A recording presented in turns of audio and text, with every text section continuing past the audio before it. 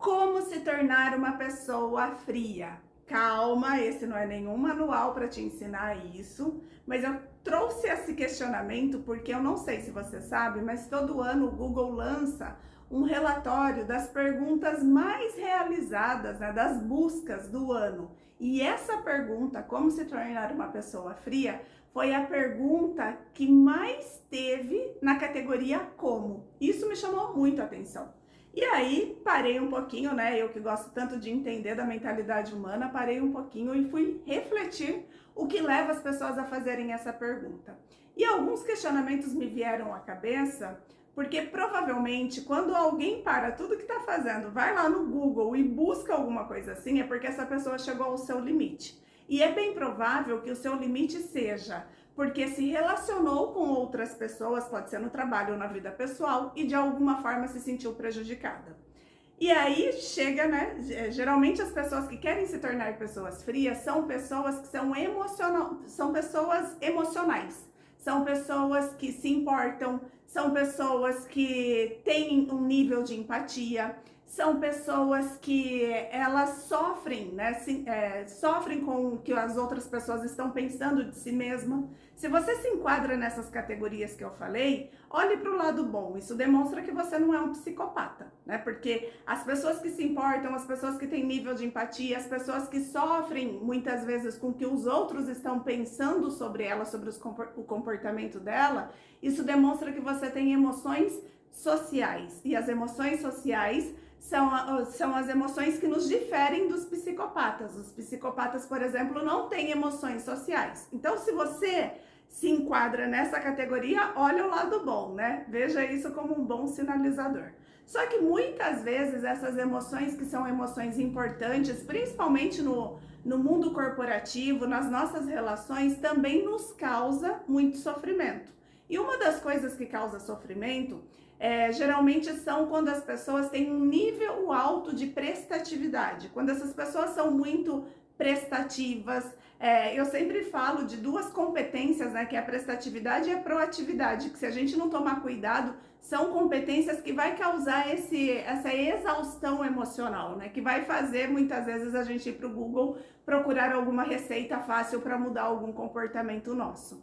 A prestatividade, as pessoas que são muito prestativas são pessoas que têm uma dificuldade tremenda de falar não para as pessoas. E isso acaba causando alguns desgastes emocionais. Então, quais seriam os caminhos, né? Não para se tornar uma pessoa fria, porque se tornar uma pessoa fria, o único caminho que eu conheço para isso é a morte. Deus me livre que não é isso que eu quero aqui para você. Mas como se tornar uma pessoa mais assertiva?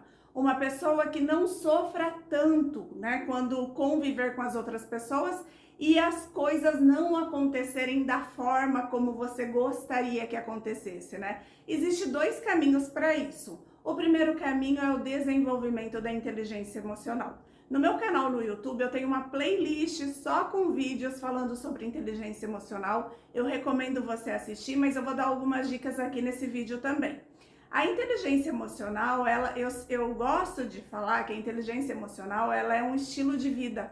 É algo que a gente leva para a nossa vida, né? Que é o tempo todo, é praticada todos os dias. Assim como fazer atividade física, assim como cuidar da alimentação, que tem que ser um estilo de vida, algo que você tem que levar para sempre, a inteligência emocional também. É algo que a gente tem que levar para todo o nosso sempre. E para a gente desenvolver a inteligência emocional, a gente precisa buscar muito autoconhecimento.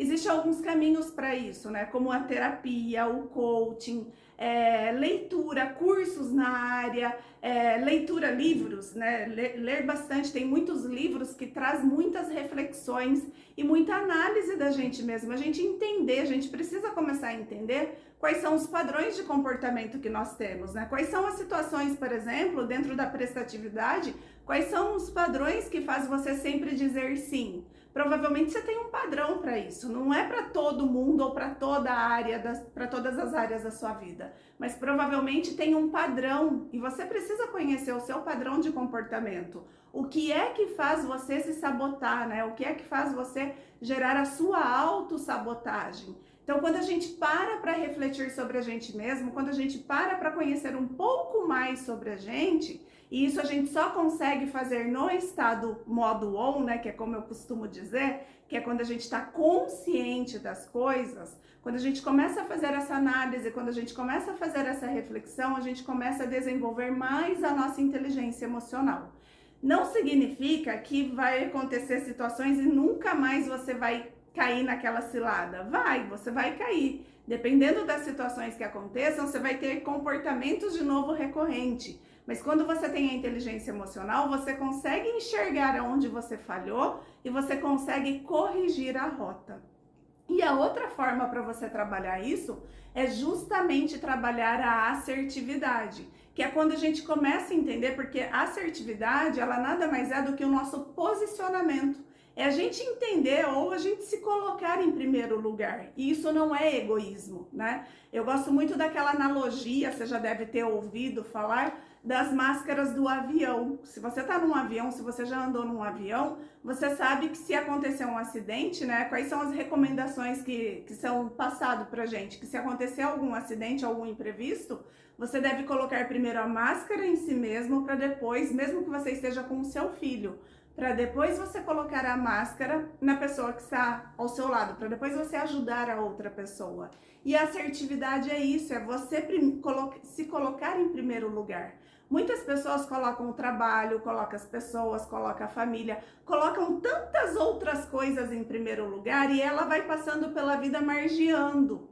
E com isso ela não aprende a colocar limite, né? Eu sempre falo que, infelizmente, né, na minha área mesmo de atuação, a gente ouve muitos profissionais falando que a gente tem que superar os nossos limites. E na verdade a gente precisa entender quais são os nossos limites, colocar limites e respeitar os nossos limites, porque quando a gente entende e coloca limites e respeita os nossos limites, a gente se posiciona. E o posicionamento é a melhor arma para a gente combater todas essas coisas, né? Para a gente evitar todos esses sofrimentos emocionais. Então, se você quer se tornar, né, em 2022, uma pessoa que não sofra tanto, né, com as emoções sociais, os dois caminhos que eu trago para você nesse vídeo, para você começar a pensar e a desenvolver, é a sua inteligência emocional e a sua assertividade.